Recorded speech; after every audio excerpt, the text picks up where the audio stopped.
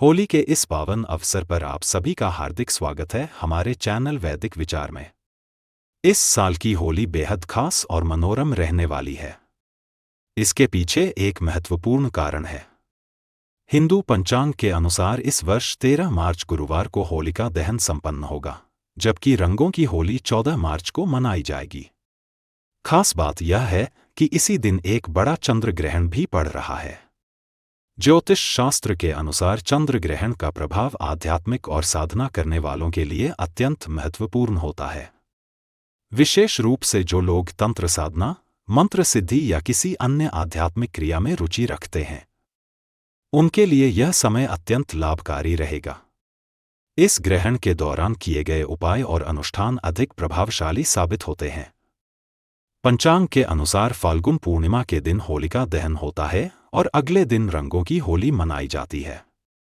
इस बार पूर्णिमा तिथि 13 मार्च को प्रातः 10:35 बजे प्रारंभ होकर 14 मार्च को दोपहर 12:02 बजे समाप्त होगी। होलिका दहन का शुभ मुहूर्त 13 मार्च की रात 10:04 से लेकर 1:30 तक रहेगा। रंगों वाली होली 14 मार्च को पूरे देश में उल्लास और उमंग के साथ मनाई जाएगी। इसी दिन सुबह 9:29 बजे से दोपहर 3:29 बजे तक चंद्र ग्रहण रहेगा। हालांकि यह ग्रहण भारत में उपछाया के रूप में रहेगा, जिससे इसका कोई विशेष प्रभाव नहीं पड़ेगा और यहाँ सूतक काल मान्य नहीं होगा, इसलिए आप पूरी निश्चिंतता और आनंद के साथ होली का उत्सव मना सकते हैं। धर्म ग्रंथों में कहा गया है कि प्रभु श्री राम और श्री कृष्ण के नाम का स्मरण करने से हर प्रकार के नकारात्मक प्रभाव समाप्त हो जाते हैं। अतः इस होली पर श्रद्धा और विश्वास के साथ रंगों का आनंद लें और अपने जीवन में खुशहाली लाएं। इस चंद्र ग्रहण का भारत में कोई असर नहीं पड़ेगा, इसलिए पूरे हर्षोल्लास के साथ इस रंगों के त्योहार का स्वागत करें, वह भी रात के समय, क्योंकि बाहर विदेशों में उस समय रात होगी। इसीलिए भारत में इसका कोई भी असर नहीं है। जब सूतक काल नहीं लग रहा है तो होली जमकर खेले। दोस्तों, होलिका की अग्नि में यह 5 चीजें भूलकर भी कभी मत डालना, इससे उल्टा आप पर गरीबी आ सकती है, घर में कंगाली आ सकती है। होली के दिन ऐसी पूजा कभी ना करें। दोस्तों, हिंदू परंपरा में होली का त्योहार बुराई पर अच्छाई की जीत का प्रतीक माना गया है। होली का महापर्व खुशियों और रंगों से भी जुड़ा होता है। होली की रात को दैवीय शक्तियां की रात माना जाता है। इसका दिन असुरी शक्तियां का नाश होता है और दैवीय शक्तियां का उद्गम होता है, इससे दरिद्रता का नाश करने का, जीवन में चल रही परेशानियों को मिटाने का, दुख, दर्द, तकलीफ और सभी कष्टों से छुटकारा पाने का सबसे अच्छा दिन माना जाता है। शास्त्रों में नक्षत्र विद्या में होली की रात को सिद्ध की रात कहा गया है। इस दिन नकारात्मक और सकारात्मक ऊर्जा इन दोनों ही बहुत ज्यादा सक्रिय रहती हैं। इसीलिए लोग सदियों से इस दिन सिद्धियां हासिल करने के उपाय करते आए हैं। होली की रात में जो साधना की जाती है वह बहुत ही कारगर और फलदायी सिद्ध होती है, जो कि 100% से सिद्ध हो ही जाती है। इस दिन आप किसी भी देवता की साधना को सिद्ध कर सकते हैं। आज के इस वीडियो में हम आपको बताएंगे होली पर किए जाने वाले कुछ ऐसे प्रभावशाली उपाय जिनसे आप आने वाले नए हिंदू वर्ष में खुशियां ही खुशियां पाओगे। आप अपने दुख, दर्द तथा कष्टों को मिटा सकेंगे। लेकिन क्या आप जानते हैं, होली पर यह 5 चीजें कभी नहीं चढ़ा चाहिए। इससे उल्टा आप बर्बाद हो सकते हैं। जानने के लिए वीडियो को अंत तक जरूर देखें। दोस्तों, वीडियो को आगे शुरू करें उससे पहले भगवान भोलेनाथ जी के सच्चे भक्त वीडियो को एक लाइक अवश्य कर दें और कमेंट बॉक्स में हर हर महादेव अवश्य लिख दें, जिससे कि भगवान भोलेनाथ जी का आशीर्वाद आपको सीधे प्राप्त हो सके। दोस्तों, शास्त्रों के अनुसार माना जाता है कि होलिका दहन पर होली की अग्नि में टूटा हुआ गन्ना अर्पित नहीं करना चाहिए, ना ही होली में खराब गन्ना अर्पित करना चाहिए। इससे उल्टा आपको होली मैया का श्राप लग सकता है। टूटा हुआ गन्ना पूजा पाठ में इस्तेमाल नहीं किया जाता है। इससे होली माता जाते जाते आपको श्राप दे सकती है। आपके घर में गरीबी का वास हो सकता है। शास्त्रों में माना जाता है कि जब होली का दहन होता है तब हो की अग्नि में पवित्र चीजों को ही डालना चाहिए, जब आप अग्नि में गन्ना डालें तब गन्ने के ऊपर हरे भरे पत्ते जरूर होने चाहिए, क्योंकि पूजा पाठ में अधूरी चीजें इस्तेमाल नहीं की जाती। अधूरी चीजें इस्तेमाल करने से अधूरा ही फल प्राप्त होगा।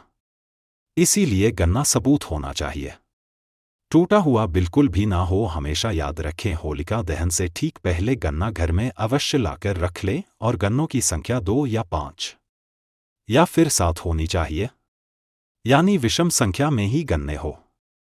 दोस्तों, होली की पवित्र अग्नि में पानी वाला नारियल नहीं चढ़ाना चाहिए, इससे आप पाप के भागीदार बन सकते हैं।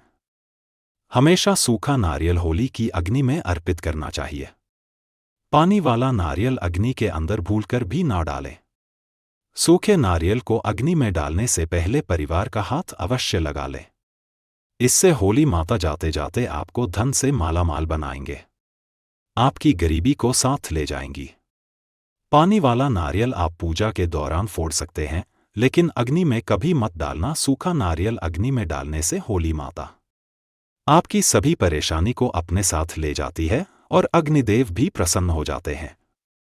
अगर आपके मन में बुरे ख्याल आते हैं, अज्ञात भय आपको सताते रहते हैं, तो होलिका दहन की पूजा के दौरान एक सूखा नारियल, काले तिल और सरसों को लेकर अपने सिर पर 7 बार घुमा ले और इसे अग्नि में डाल दें। आपकी चिंता होलिका माया हर लेंगी। दोस्तों, माना जाता है कि होलिका माता को घर में बनाए भोग अति प्रिय है। आपने अपने घर में जो भी बनाया है माता को अवश्य अर्पित करें, लेकिन याद रहे गुजिया चढ़ाते समय देख ले कि गुजिया की संख्या 3 नहीं होनी चाहिए। या तो 2 चढ़ा दें या फिर 5, 7 या फिर 11 या 21 चढ़ा सकते हैं, लेकिन गुजिया की संख्या 3 नहीं होनी चाहिए। ध्यान रहिए कि एक गुजिया भी नहीं चढ़ाना चाहिए। होलिका दहन में आप बर्फी का भोग लगा सकते हैं और जल अवश्य अर्पित करें। होलिका दहन में गाय के गोबर से बने उपले अवश्य डालने चाहिए। दोस्तों, होली की अग्नि में आप हरा चना, गेहूं की बालियां, कोई भी नई फसल अवश्य अर्पित करें। इससे आपके घर में अन्न धन की कभी कमी नहीं होगी। जब आप माता को बालियां अर्पित करें तो देख ले टूटी हुए बलियां ना हो, सूखे हुए पत्ते न हो, बालियां एकदम हरी भरी होनी चाहिए। होलिका दहन की अग्नि में सूखी बालियां चढ़ाने से पाप लगता है। दोस्तों, शास्त्रों में बताया गया है कि यदि किसी स्त्री को मासिक धर्म हो तो उसे होलिका दहन की पूजा स्वयं करने के बजाय किसी और से करवानी चाहिए। आप हमेशा की तरह पूजा पाठ कर सकते हैं, लेकिन इस विशेष समय में होलिका दहन के पास जाने से बचना चाहिए। आप दूर से इस शुभ अनुष्ठान का दर्शन कर सकते हैं और किसी और से पूजा करवा सकते हैं, जिससे आपको भी वही पुण्य फल प्राप्त होगा। होलिका दहन की पवित्र अग्नि में चावल से बने पापड़ और कच्चे चावल अर्पित करने का विशेष महत्व होता है। ऐसा करने से घर में समृद्धि आती है और दरिद्रता दूर होती है। पापड़ और कचरी जैसे पकवानों को होलिका की अग्नि में चढ़ाना शुभ माना जाता है, लेकिन इन्हें पहले से चखना नहीं चाहिए। जो भी पापड़ और कचरी बनाई गई हो, वे पूर्ण श्रद्धा के साथ होलिका को अर्पित करनी चाहिए। इससे घर में धन धान्य की कभी कोई कमी नहीं होती। होलिका दहन से पहले गुजिया या अन्य पकवान बिना अर्पण किए खाना उचित नहीं माना जाता। परिवार के सभी सदस्यों को पहले गुजिया माता को अर्पित करनी चाहिए और फिर आपसी प्रेम और सद्भाव बढ़ाने के लिए एक दूसरे को खिलानी चाहिए। माता को भोग लगाने के बाद ही गुजिया का सेवन करना चाहिए और इसके पश्चात कन्याओं को गुजिया खिलाकर दक्षिणा देना चाहिए। इससे माता रानी और नवदुर्गा का विशेष आशीर्वाद प्राप्त होता है। होलिका दहन के दिन गाय को भोग अर्पित करने का भी अत्यंत महत्व होता है। इस दिन गाय को गुजिया और अन्य मिठाइयों का भोग लगाना चाहिए। ऐसा करने से संपूर्ण देवी देवताओं को भोग लग जाता है और परिवार पर उनका आशीर्वाद बना रहता है। चाहे आप किसी अन्य अनुष्ठान में भाग ले या ना ले, लेकिन गाय को मीठा भोग अवश्य अर्पित करें। इससे आपकी कई पीढ़ियों तक सुख समृद्धि बनी रहेंगी। होलिका दहन के अगले दिन उसकी राख को घर लाना बहुत शुभ माना जाता है। इस राख को पूरे परिवार के सदस्यों के मस्तक पर लगाना चाहिए और इसे काले कपड़े में बांधकर घर में सुरक्षित रखना चाहिए। यदि किसी छोटे बच्चे को नजर दोष लगे तो इस राख को उसके माथे पर लगाने से नकारात्मक ऊर्जा दूर होती है। इस राख को आप अपनी दुकान के गल्ले में या तिजोरी में भी रख सकते हैं, जिससे धन में बढ़ोतरी होती है और नकारात्मक शक्तियां का प्रभाव कम होता है। शास्त्रों के अनुसार होली के दिन सफेद वस्त्र या सफेद रंग की कोई भी चीज किसी से नहीं लेनी चाहिए। इस दिन टोटकों और काले जादू का प्रभाव बढ़ जाता है, इसलिए किसी अजनबी से सफेद चीज लेने से बचें। ऐसा करने से किसी प्रकार की नकारात्मक ऊर्जा आप पर प्रभाव नहीं डालेगी। वेद पुराणों में कहा गया है कि होली सिर्फ रंगों का त्योहार ही नहीं, बल्कि खुशियों और प्रेम का प्रतीक भी है। इस दिन मांसाहारी और मदिरा सेवन से बचना चाहिए। ऐसा करने वाले व्यक्ति को अगली योनि में कुत्ते का जन्म प्राप्त होता है और उसे नरक की यातनाओं का सामना करना पड़ता है। भगवान श्री कृष्ण को यह पर्व अत्यंत प्रिय है, इसलिए इस दिन किसी भी प्रकार का दुर्व्यवहार नहीं करना चाहिए।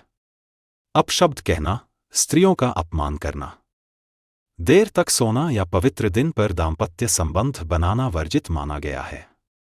इस दिन विशेष रूप से सुबह जल्दी उठकर स्नान करना चाहिए और होली का उत्सव मनाना चाहिए।